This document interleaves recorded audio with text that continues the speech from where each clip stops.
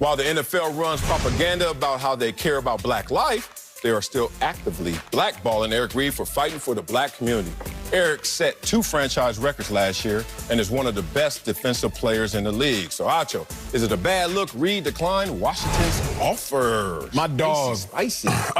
It's a terrible look. Terrible look. Bad is an understatement. It's a terrible look for Eric Reid to decline Washington's offer. Let me preface with, in the NFL, you have egos. Eric Reid has accomplished a lot in the NFL, a whole lot. I believe he's made a Pro Bowl, former first-round pick. Like, dude has been a top-flight safety in his career. But I have to remind everyone, the market dictates your value. Yes. It is a terrible look because sometimes, Marcellus, we only give attention to certain parts of the story and not others. Okay, and let's just paint the full picture.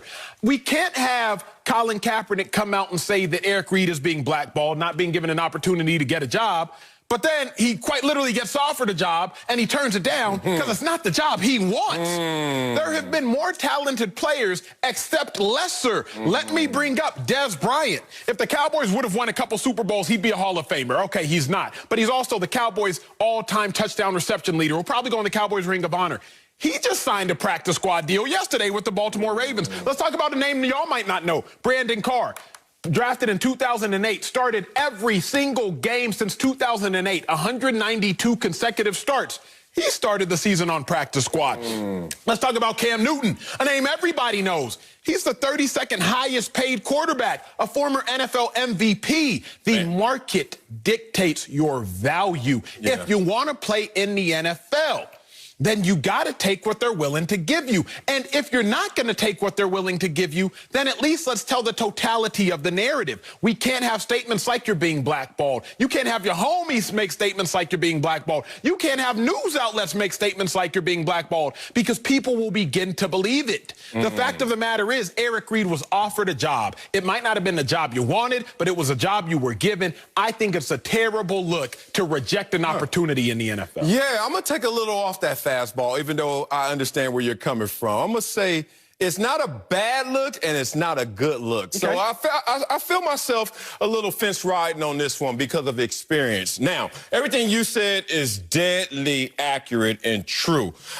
In terms of who Eric Reid is, it's this seesaw effect of who you think you are and what the market and the teams think you are. Now, Eric Reid can sit out there and say, oh, last year, you know, I was balling out of control, as Kaepernick wanted to testify for him as well. But we have to remind ourselves that he was on the 23rd ranked defense last season that allowed the 2nd most points in the NFL, which means you could be doing good in a bad situation, which makes most people look at you and evaluate, say, how good are you? Because the situation and the team was so bad. Let's see who he was in terms of ranking. Out of 71 safeties, Eric Reid was ranked 69th out of 71 safeties in 2019. Yuck. Has not made a Pro Bowl since 2013. Okay, so I understand why you still have visions of grandeur in terms of your ability, because you balled in your world last year. But in reality, in totality, they're ranking you much lesser than you want to be ranked. So it's hard to get that ego back in the bottle. It's hard to just get all of what you've accomplished back in the bottle, humble yourself, and now be in a position where you're a practice squad player. What retires players in the NFL is that ego mostly. Physically, you still can go out there and do it. Look, I was a 10-year veteran who had opportunities after that 10th year. And let me tell you what the egos told me. Hey, man, they treat you a lot different now than they did when you were on top of the mountain. And your ego is like, what? Players looking at you like they want you to be the one who goes and gets their helmet, go get their water, whatever it may be. And practice squad makes him, Eric Reid, think they're going to think less of me, ask me to be the do-boy on the team. That's not happening. So I can understand where his ego is. What retires you is I'd rather do nothing than go out there and be humble to that degree. And I feel Eric Reid is caught between having some success, but not enough success to earn the title that he desires. And I'm with you. Like, I don't have an issue with rejecting the job. I have an issue with rejecting the job when the narrative has been painted that jobs aren't being offered. Oh, okay. That's where I have an issue. Okay. I have an issue with Marcellus. Society right now is so divisive as it is that we just have to paint legitimate and full pictures. Yeah. I don't have an issue rejecting a job. My experience is my expertise. 2014, 2013, the Eagles trade for me from the Cleveland Browns. I make the team the first day on Saturday, final cups, I make the team. Monday, I'm getting a fresh fade because we have a Sunday night game. I get a call from the general manager, Howie Roseman. Acho, we got to let you go. Dang. I get a call instantly from the New York Giants. They want to put me on practice squad. I hit up my agent. I say, hey, I just made a team. I'm not going to nobody's practice squad. What you mean? I'm a better player than a practice squad player. My agent said, well, do you have any other offers? I said, man, no. He said, well, then it looks like you're joining their practice squad. Yeah. I went to the Giants practice squad, and I was on an active roster 5 weeks later. Practice squad is not a period. Practice squad is a comma. Yep. It is not the end. It is a means to an end. I have an issue, Marcellus, if we're going to paint a picture that the man is holding some people down, which, in my opinion, it is in some situations. We just got to paint a real picture because otherwise we're going to continue to perpetuate a divisive society. We're going to continue to perpetuate a divisive NFL. The NFL is the most divisive it's been since I've known it. And that's where my issue lies. And I'm with you now on that part. That slice, that sliver. Let's talk about that. Where's your ego now versus where it's been throughout your entire career if you're Eric Reid? Like, if someone offered you just an opportunity to be on a practice squad in the beginning of your career, you take it because beggars can't be choosy. You just want an opportunity, a shot. But now when you feel like you have all of this equity, you've afforded yourself some privilege, then now you start looking at it like a luxury more than a necessity in terms of opportunity. True. And what do they say about luxury? It's the home of complaints because when you have so many choices, all of a sudden you get a little higher than the ground. You get a little higher on the horse. You start saying, I'm above that. And that's what Eric Reid is doing right now. Look, I don't like Eric Reid, the person. He knows that too, but since I'm not a fighter, he has nothing to do with me. Like, we ain't gonna beef this out. We ain't gonna scrap over this. But I like what he stands for. I just don't like how he goes about it. You're in a world right now where Earl Thomas doesn't have a job. If Earl Thomas ain't got a damn job, what are you talking about? You better jump yourself on the practice squad, except the ego can't accept that right now. And I think that's what's tough about him. And for Colin Kaepernick to say that he's being blackballed, not at all.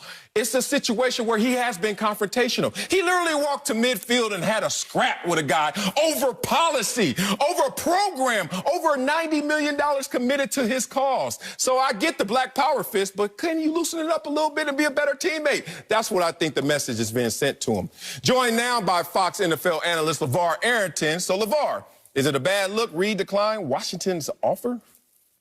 It's a bad look based off of the reasoning. And I think I'll echo what you guys have already been touching on. If you're going to decline it because you feel like, for whatever that reason is, you do not want to accept the offer to that team, then decline it, right? But to put it out there and for public consumption, knowing what you're attached to, it's a bad look because once you put something like that out there, it's going to be left up to interpretation. And everybody's going to interpret it the same way, which is they're going to associate it just like we did with what Kaepernick said about him being blackballed out of the league to begin with. So it's a bad look because even if you did not want to go to the Washington football team based upon these reasons, guys, you don't put that out there because you already know what's connected to what you have stood for in terms of things that you brought as peaceful protests and beliefs to the workplace. So now you're sending out a signal to every other team that you may want to go play on their active roster, and you're not taking into consideration the damage that a statement like that could be considered to be. Because you look at somebody like Antonio Bryant, who just got Dez Bryant, who just got picked up on the practice squad of the Baltimore Ravens. And the coach is already saying that they're going to play them. They're going to use them. So if you're as good as you know you are, you think you are, you have been, it shouldn't really be a problem. We're in COVID, guys. So just take an unconventional route in an unconventional time. Correct. I'm with you right there. Let me put the people at home on game. Sometimes in the NFL, you don't necessarily deserve to be on a team, but you got a life raft. And that life raft is typically a head coach, maybe a defensive coordinator, maybe a D-line coach if he has enough power. It's the person who makes sure you stay in the league. When I got released by the Philadelphia Eagles, I got a call from Billy Davis. He was my defensive coordinator in Philly. He took me from Cleveland to Philly with him.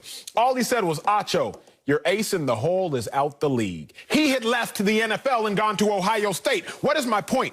Eric Reid, the guy who drafted him, Jim Harbaugh, he coaches at Michigan. He's not in the league anymore. Okay, Chip Kelly, he also played for him. He coaches at UCLA. He's not in the NFL anymore. Okay, Jim Tomsula, he also was Eric Reid's head coach. He's a Dallas Cowboys defensive line coach right now. He ain't got no power. But who has power to get Eric Reid a job?